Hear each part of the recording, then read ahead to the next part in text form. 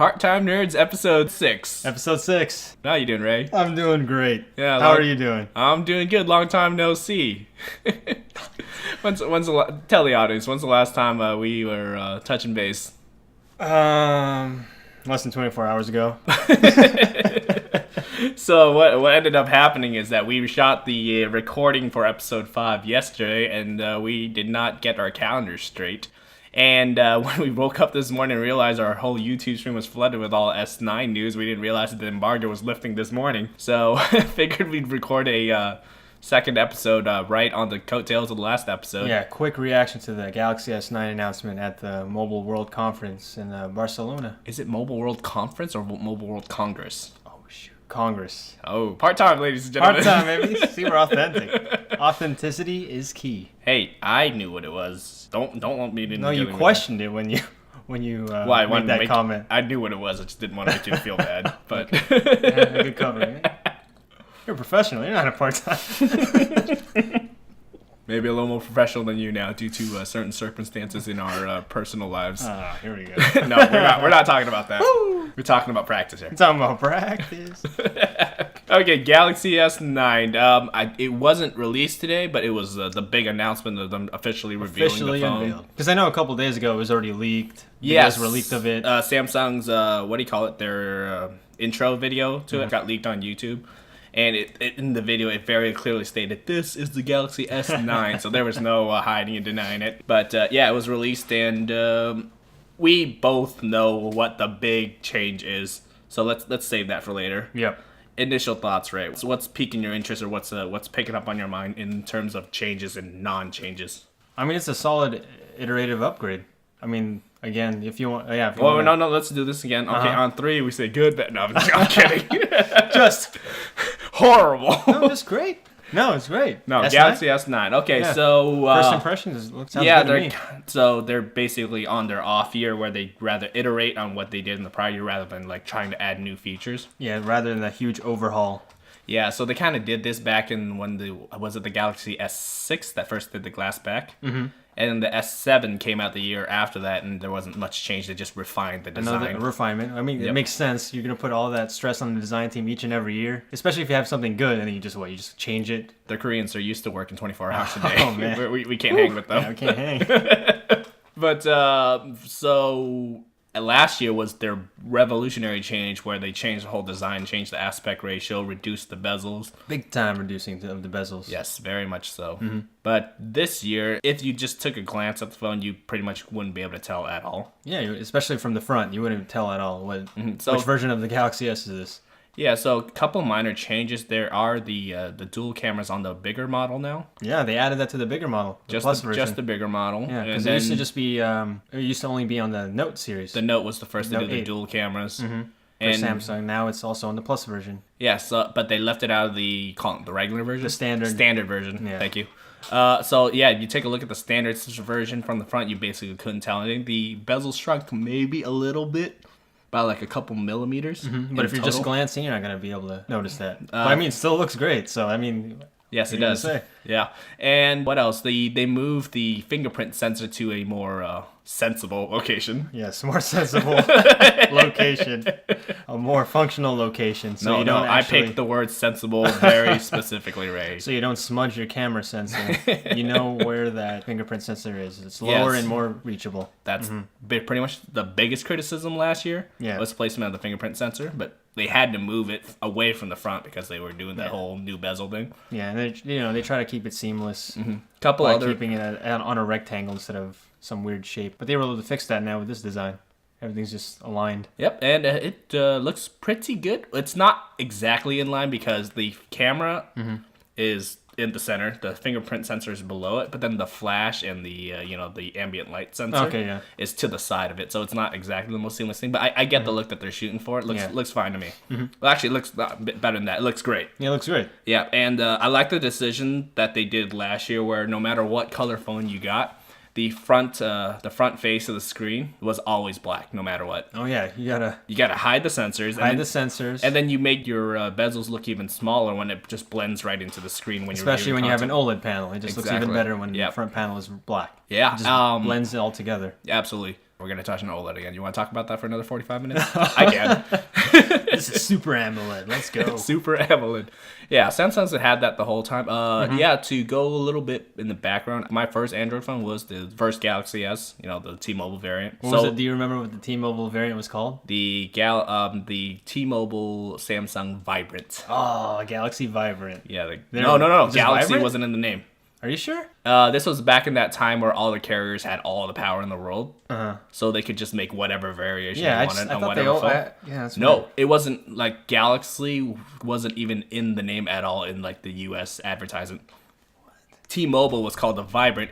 The AT&T version was called the Captivate. Yeah, the Captivate. And you're right. I forget what the Verizon Sprint versions were, but they all look completely different. That's crazy. Oh, no, yeah, I knew that part. The full-on design, it's crazy how much power they had back then, because they could just completely change. The Sprint version actually had a flip-out keyboard. Yeah. Which is crazy. The Verizon version was the only one that kept like the button, most true to the form to like the original phone from Korea. But then I also had the Galaxy S3. Then that was your next Galaxy phone. That was my next phone. That was my next phone, period. So I was stuck with Samsung for a while. Well, stuck with is a strong That's word. with the nature, I liked it at the time. That's the nature water. That's when it had all the nature and water effects. In the sound. They were going for an inspired by nature look, so they had like all the pebbles and like the effects. lock screen was like a ripple effect. Yeah, but the back to this version of the phone, the Galaxy S9. Some other minor changes. What else was there? There was something else. Besides, the internal specs. Well, that's an obvious the obvious thing. one. What else is Samsung's always been the first on the cycle every single year. They're always the first to use the new processor, I want to say. Or the first big manufacturer to use the newest processor.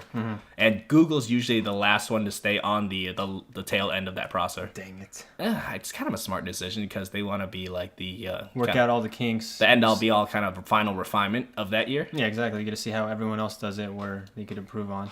And I'm fine with it. No, I'm fine. I'm just... You're just being a baby. I'm being a baby. You want to be on the bleeding edge. I'm bleeding. But Galaxy... other than that, nothing else is really... No big drastic changes. But that's that's fine. They're doing the whole iPhone quote-unquote stereo speaker setup now. Oh, there you go. That's what it is. Where the bottom firing speaker is the main speaker, and then the earpiece acts as a tweeter, I guess.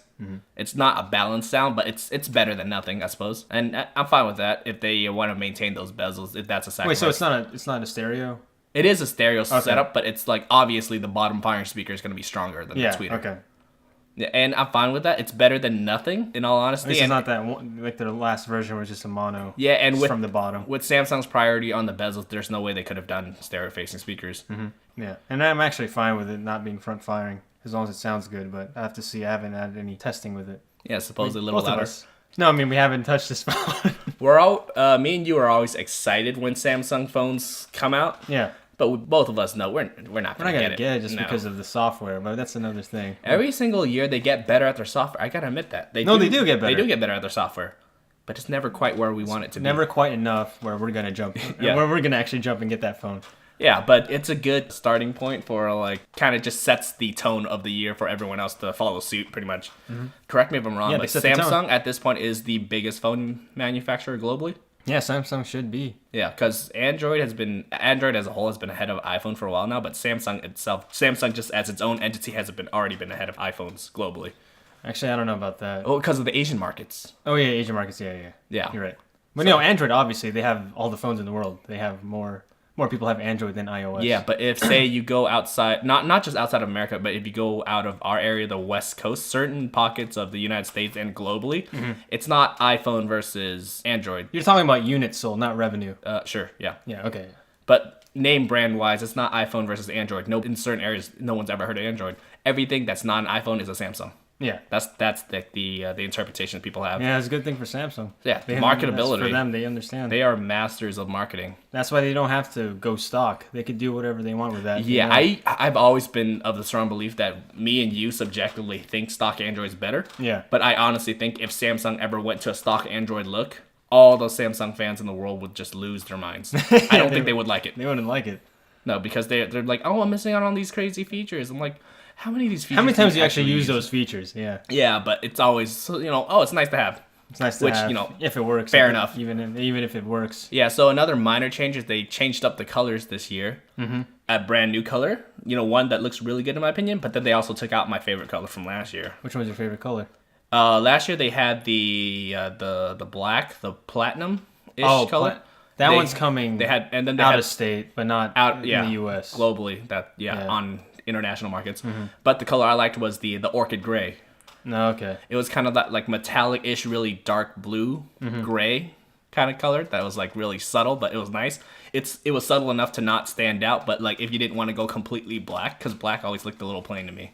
Yeah, so now what? The U.S. has the blue color, the black, and then that purple. They're going back to the coral blue. It's a darker coral blue than they're used to, but now it's that's their main. I'm sure blue would be their main phone that they market. Because I remember the S3 they were marketing the blue one, the blue version. That's the one you had, right? Yeah. Yes.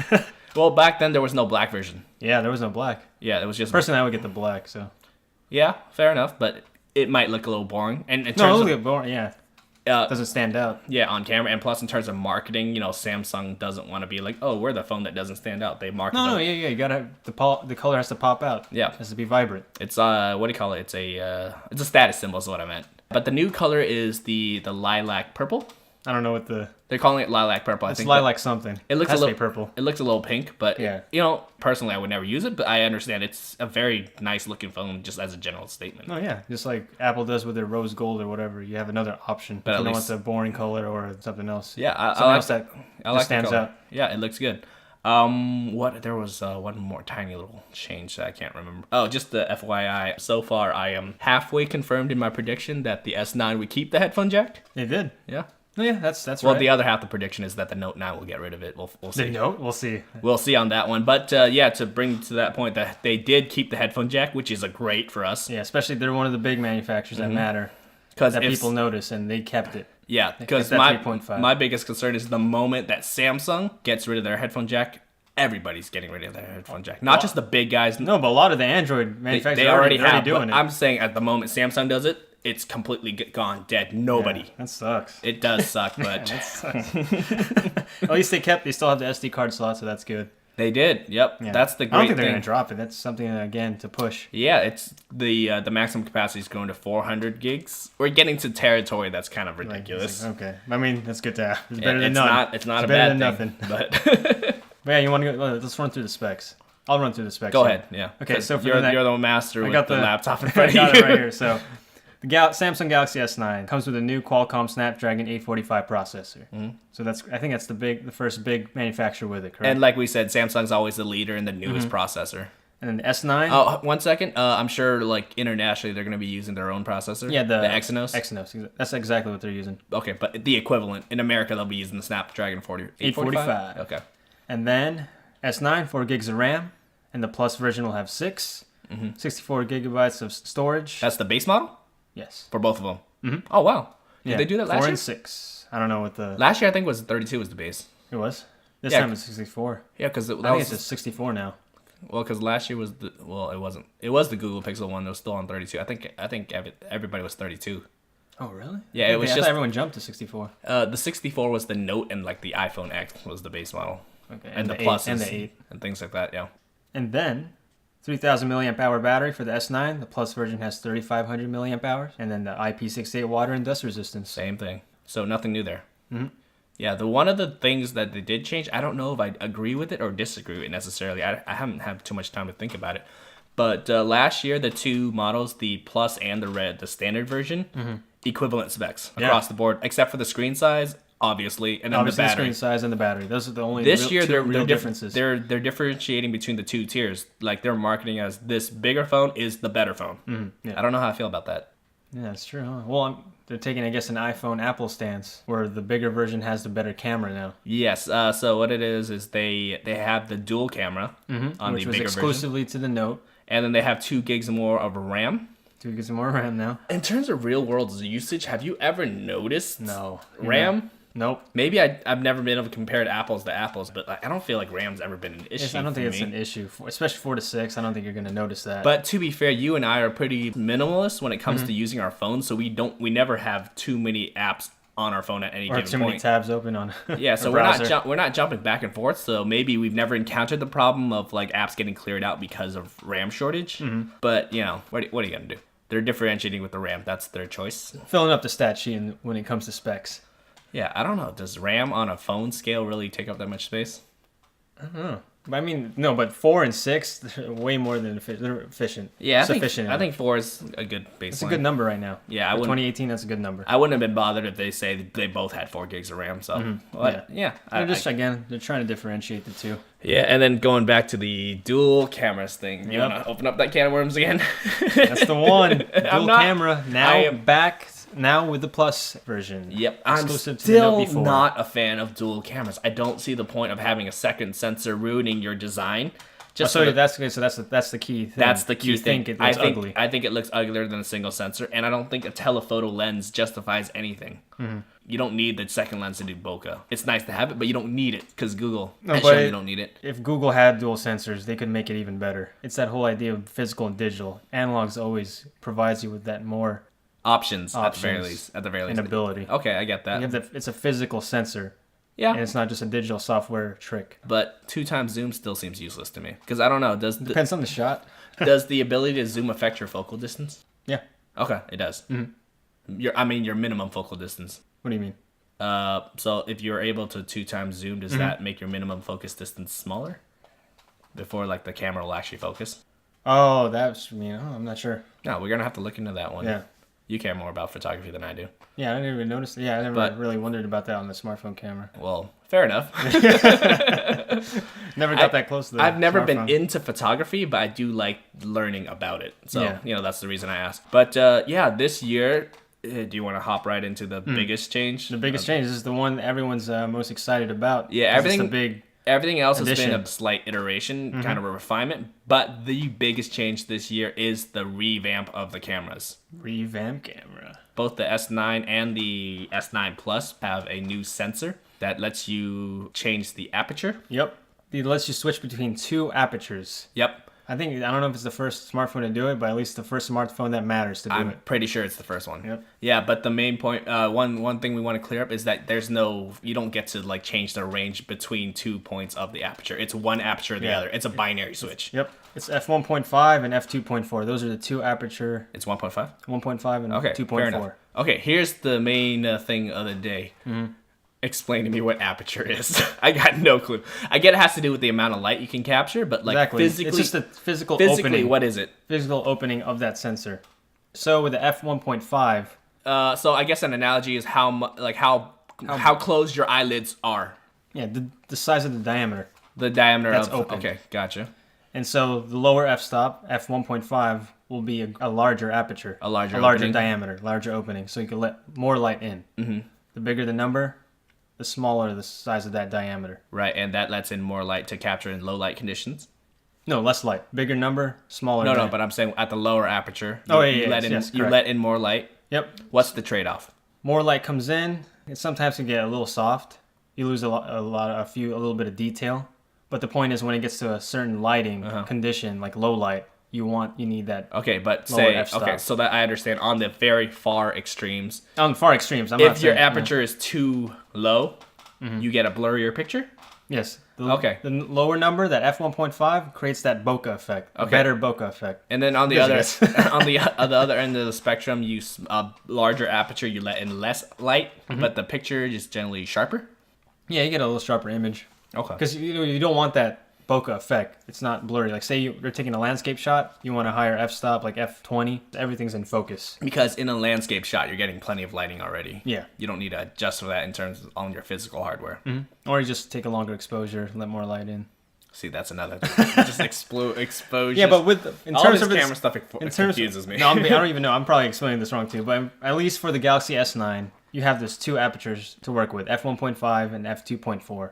Normally, on default, it just, whatever the condition it has, it's going to automatically sense what it should use. It'll use 2.4 or 1.5. From what I've been seeing on and there's YouTube also videos, a pro mode where you could choose manually. And from what I'm hearing, just on initial thoughts on like say the like articles and on YouTube, typically in regular conditions it defaults to that larger 2.4. aperture. Yeah, 2.4. Yeah. It's better, so you have more detail. Okay, but that brings up the question of how good will Samsung's software be to know what's the better photo? Yes, that's the trick. But there is a manual mode, right? There's a manual mode. Okay, so but for most people, they just, you want to just point and shoot.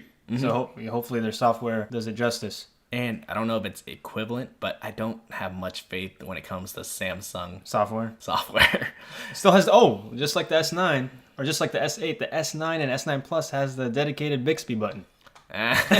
Speaking of software, We spoke with somebody. It wasn't one of your friends, but it was a spouse of one of your friends. He had the Galaxy S8, and he was telling us that Google Assistant is great for general purpose use, but when it comes to specifically using functions of the phone, Bixby is actually a better assistant. oh, like open this song in this Yeah, Samsung or app change or this change- setting. Change this setting to do this when I'm at home. Okay. Things like that. Internal settings on the actual on that affect device. the phone. Yeah. It's better for that. We haven't been able to verify that, but taken for that word for it, apparently Bixby has a use. I don't know if it's ever going to have a use enough to justify a physical hardware compromise on the phone. And I don't think they announced it being remappable on this. Oh, it's definitely not. Yeah. Absolutely not. I don't think they want to. People found a way to People remap in found the a way. last game. Well, in terms of And out of and the box. Samsung shut it down. Oh, they Within shut a it week, down? they shut it down. They were like, "No, you're using ours."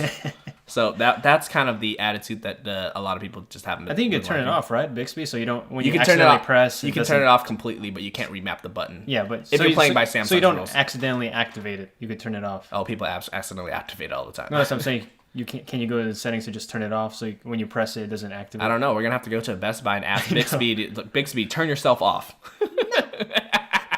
Over it.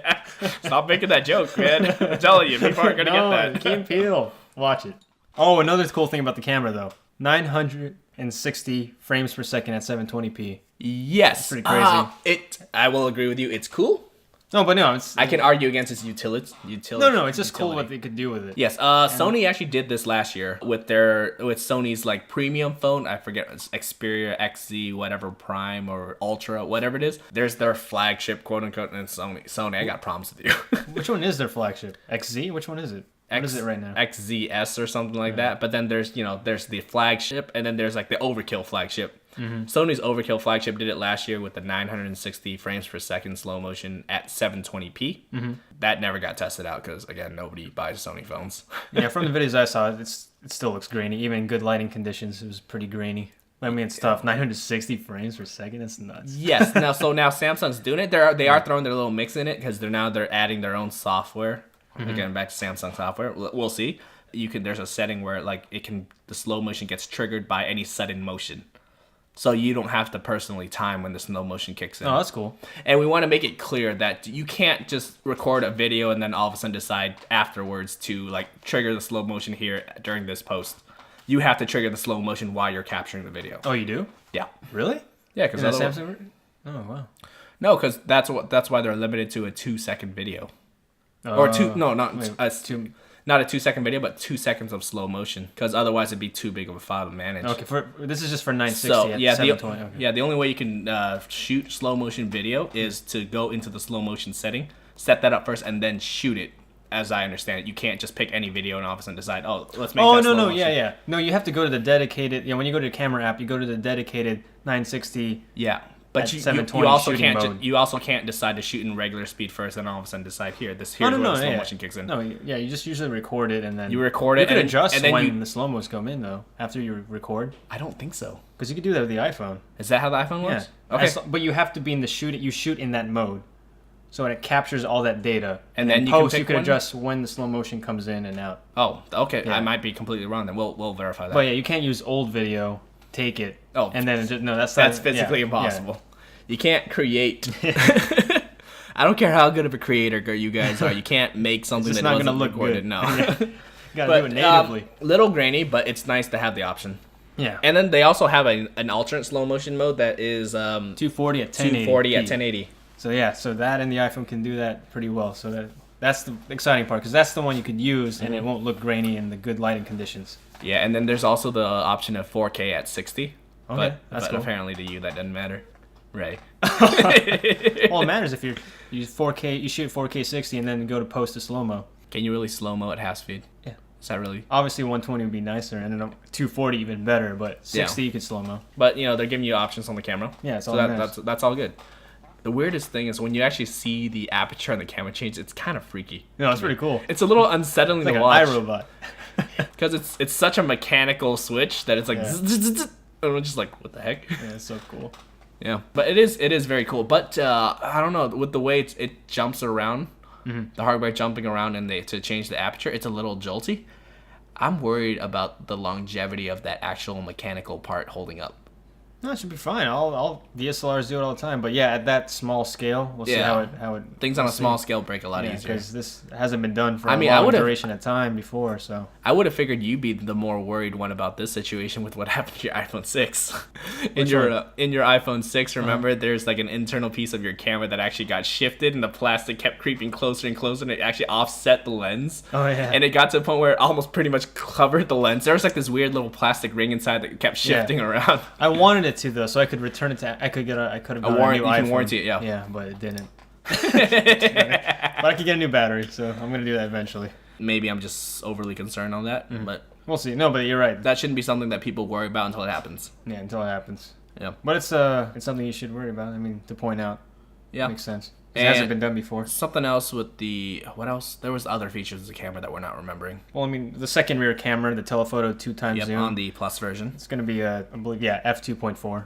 What Samsung's doing on software end with the cameras is they're actually taking a bunch of photos and using their own algorithm to combine the photos. Oh, like an HDR type of thing. Everything Merge 'em. happens behind the scenes and quickly. Yep. If you take a look at videos of people taking cameras, there's like this weird little square scanning situation. It's okay. kind of like a load screen. That's what it's doing. But yeah, that's the Galaxy S. That's cool. Taking a note from Google. So hopefully they could execute with their camera processing. Hopefully, but given Samsung's history of software versus Google's history of software, I don't think they stand a chance. At least they got the hardware down.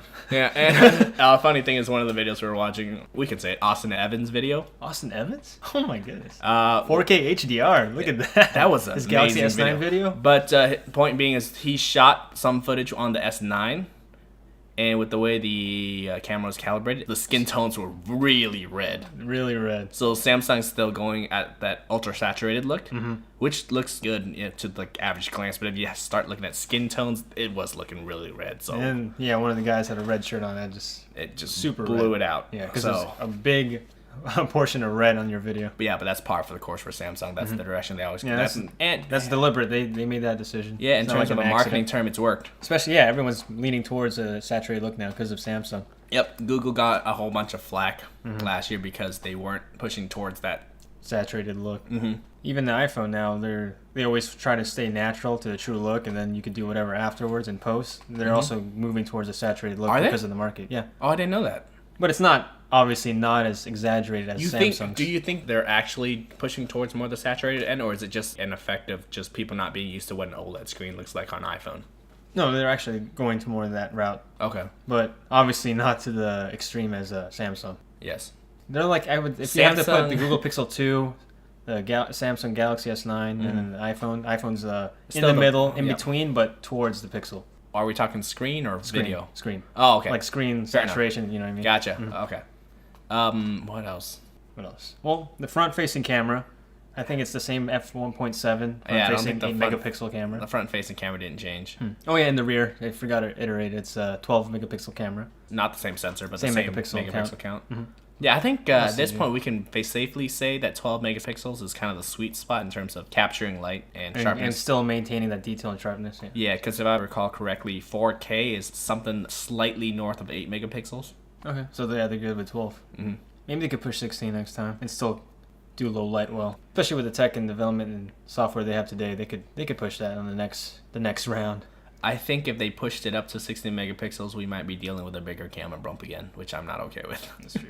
Yeah, because it's tough. You the can't good thing about Samsung phones in the last few years is they've really minimized the camera bump. keeping it flush as possible. It's not perfectly flush, but with the way the quality's gotten to the certain point, it's all right. Yeah, there's a point where you just can't beat physics. You need that physical size in the sensor. Yeah, and Samsung's always had this slight advantage over Apple is that Samsung's sensor has always been in the center. So even if there's a camera bump, you rest your phone on the table, it's not going to rock. Yeah, it's balanced. But iPhone's camera bump is on the corner, so it is going to rock. So that's kind of an unfair advantage, I'd say. But yeah, Samsung's really been putting a focus on minimizing that, which is, we think is great. But Yeah. if they're going to 60 megapixel, they're going to have to do something to maintain that, sensor size. So. Yeah, we'll see. We'll see what happens. It's gonna go But yeah, that what far. were you trying to? Do you remember what you're trying to say? I don't. But okay, well, we can move on to AR emojis. Yeah, your emojis. All right, I'm gonna put it out right now. Not as good as Animojis. Yeah. Nope. Animoji's even that amazing. Well, here's okay. What Animojis, say what you want about it. It has nothing to do with like the facial recognition software. It's all front facing. It's all front-facing camera. It was already proven that it has nothing to do with their front-facing technology. Yes, that but Apple created. the actual Animoji are actually very expressive. Yeah. They catch every little detail you do it's about pretty the good, face. Yeah, the software is pretty good. And it's actually super.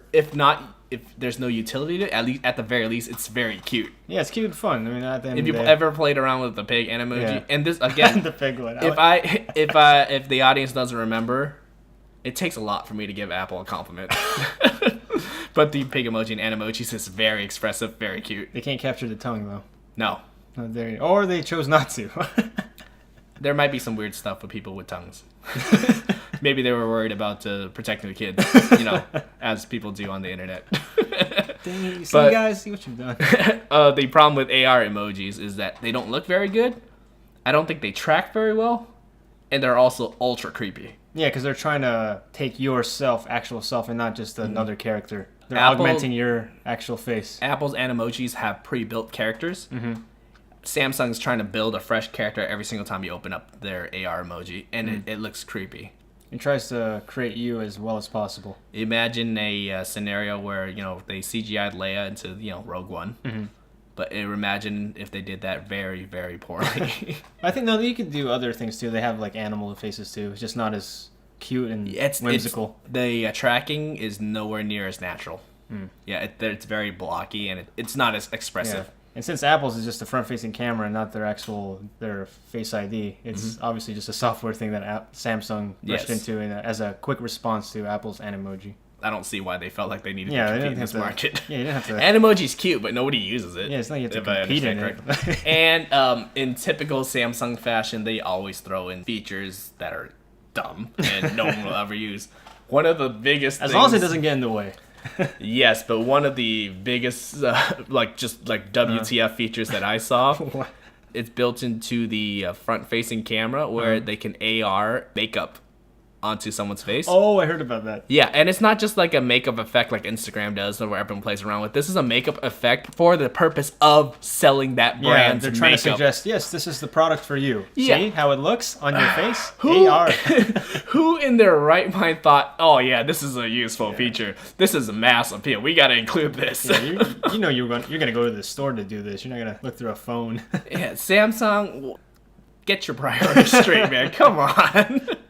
They have the strengths lined up for them. They just have to It's actually push what's I good. just can't get over how stupid this feature is There's and how there's a lot of bloat again from yeah, Samsung. yes, bloatware. Because Yep. they have good things that they just have to double down on and I don't know, And Samsung's always had the reputation of just throwing everything, including the kitchen sink, at so it. it sticks. But I can't remember the last time Samsung included a feature as dumb as this one. The makeup one. Yeah. It's ridiculous. Oh man. Bixby, at least you can justify if it was done well, it might be useful. Yeah, because they're just trying to compete, create their own assistant. Do you think Bixby has gotten them any more sales than if they just didn't go with it? Though? No, I think it's just something they felt they had to push because Apple has their own, Google has their own. They wanted to be part of this race. Cortana with Microsoft, they just wanted to be part of it, you know? Yeah. We want to be part of the party. Cortana. We want to be part of the party. We just want to play, guys. Yeah, because as we know, the Samsung's always the company left out in the cold, right? Yeah, they never get to hang out. But yeah, I just can't get over how dumb this feature is. We're going to sell you... Who's going to use that? Who's actually going to use that? Besides tech reviewers, who's going to use this thing? It's just so dumb. Besides testing and reviewing, who's going to It's use like this? it's a dumb feature, and it's also like product placement in its absolute worst possible form. Damn. Honestly, it sounds like something that would have shown up on like the Amazon Fire phone. Oh yeah, they're gonna. If you don't recall, that phone was I would say probably the biggest failure Amazon has ever had. Yeah, they thought it could get into the market. Yeah. What about the tablet? No, yeah, the phone was worse. At the very least, the tablets can ride on the coattails of the Kindle. Yeah. The Amazon Fire phone's main feature was, these cameras, they can do 3D. A bunch of stuff. sensors on top, right? It got to the point where they basically had to just give the phone away. Like, we'll sell the phone for $1. Yeah, just give the stock we have. Granted, that's $1 on contract, but even at $1, I don't think anybody bought that phone. Yeah, you're going negative. Yeah. You're not making... This makeup thing just sounds like a move that a company whose main source of income is selling other people's products. That's what it seemed like to me. I don't know who's paying Samsung to include this feature, but it just sounds... You don't need that, Samsung. Come on, man. It's just so illogical. Come on, man. Keep your pride. You don't need that. You have a lot of good things going with your phone and TVs. You don't need to do that. I can't get over how fast they just blew past that whole debacle with the Note 8. Or not, sorry, the Note 7. No, I thought they handled it really well. They handled it really well, but there's no world where I would have imagined that, this would have just blown over. I know. I thought they're going to have to rebrand the Note name. No one's talking about it. Yeah. Everyone's already forgotten about it.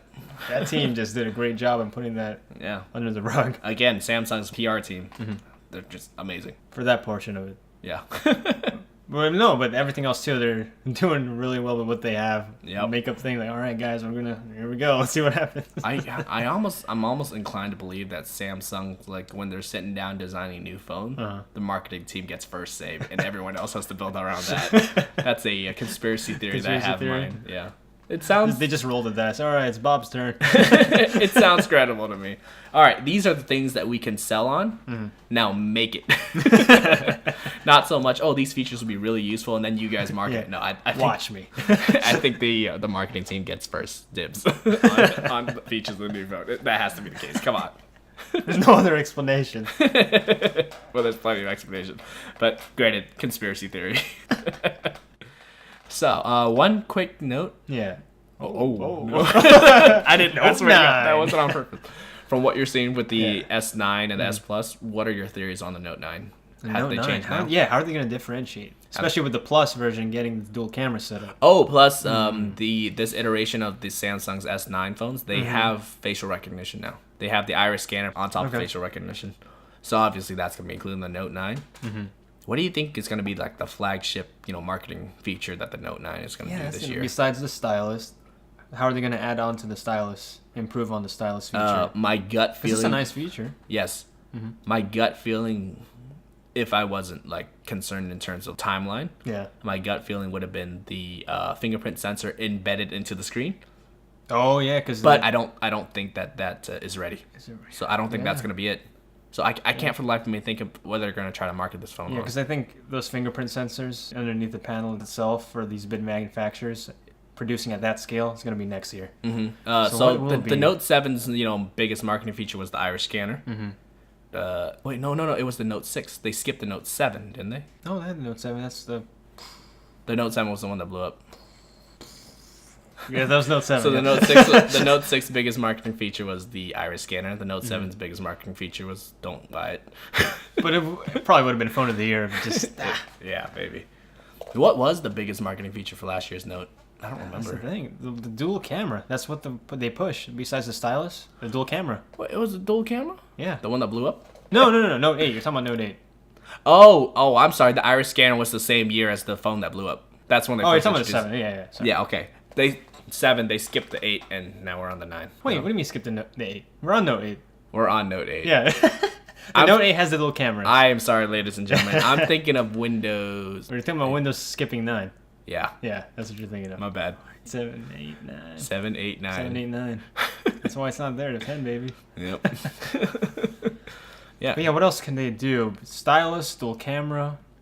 How can they differentiate the Note in terms of the marketing? Because obviously it'll have a bigger battery, it should have a better battery life. Samsung's always the first to throw in this feature that's not quite ready, but it's going to be prominent in future smartphones. Mm-hmm. But what is that feature? What is that component? I believe they're going to get rid of the headphone jack. And the Note? No. The Note's all about the nerd's phone that has everything. All the options. That's what the Note originally was intended for. I'm standing by my prediction. We'll see. Oh, man.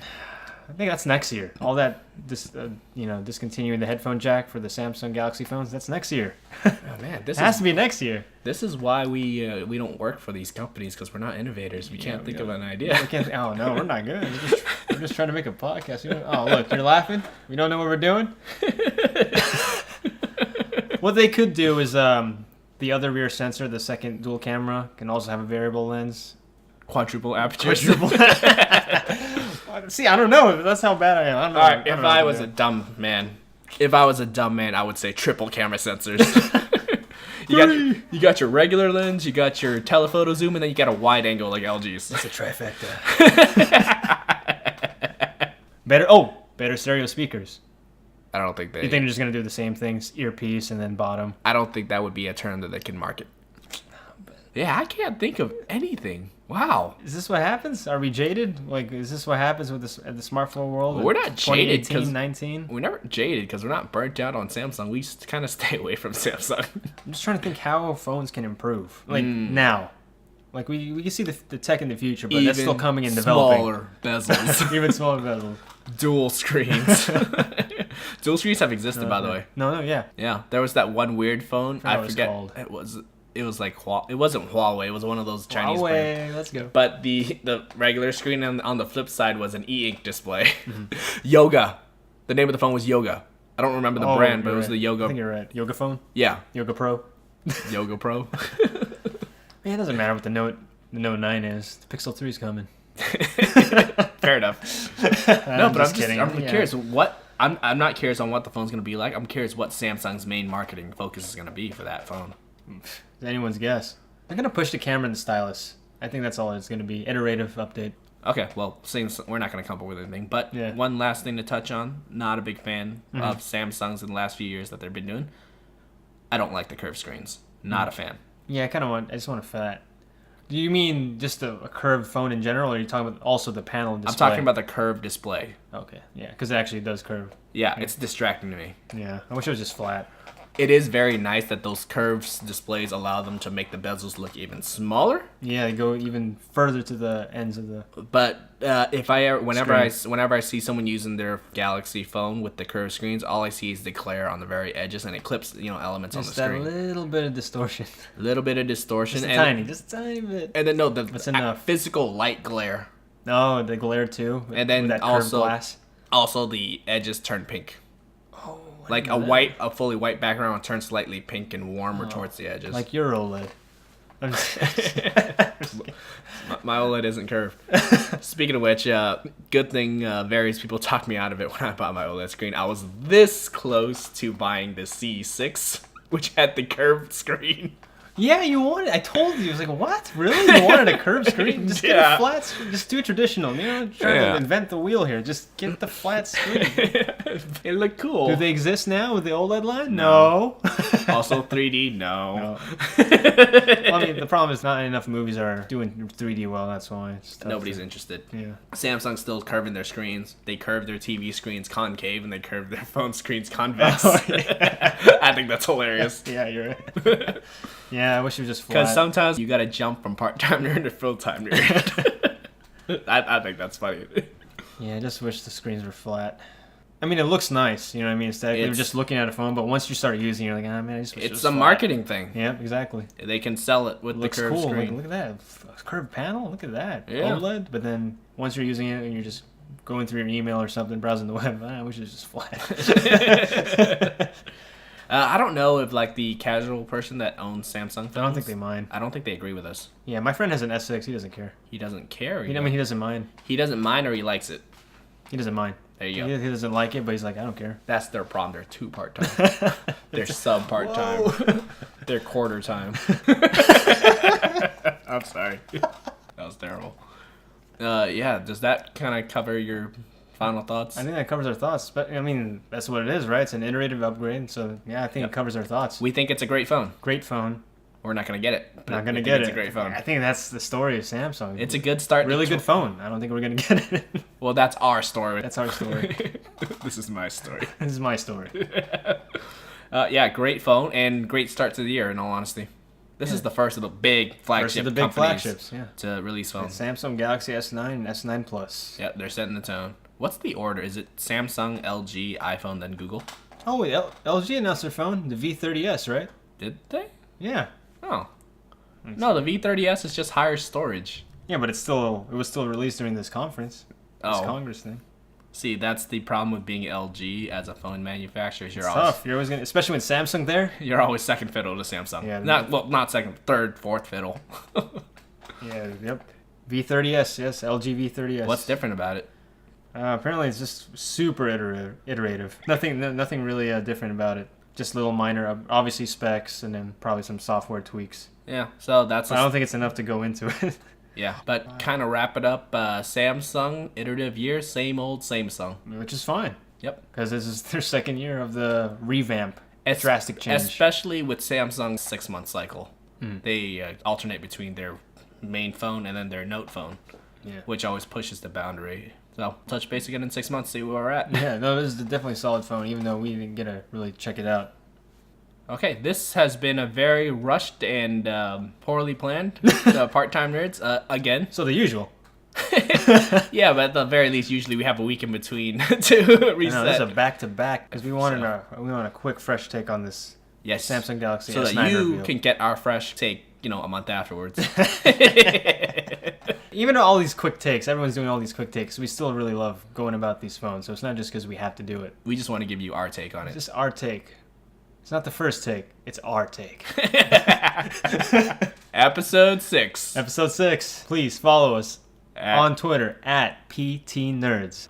Again, Apple Podcasts, Google Play, whatever podcast service you use. If you can leave a review, leave a review. Leave a review and give us some feedback. Thank you.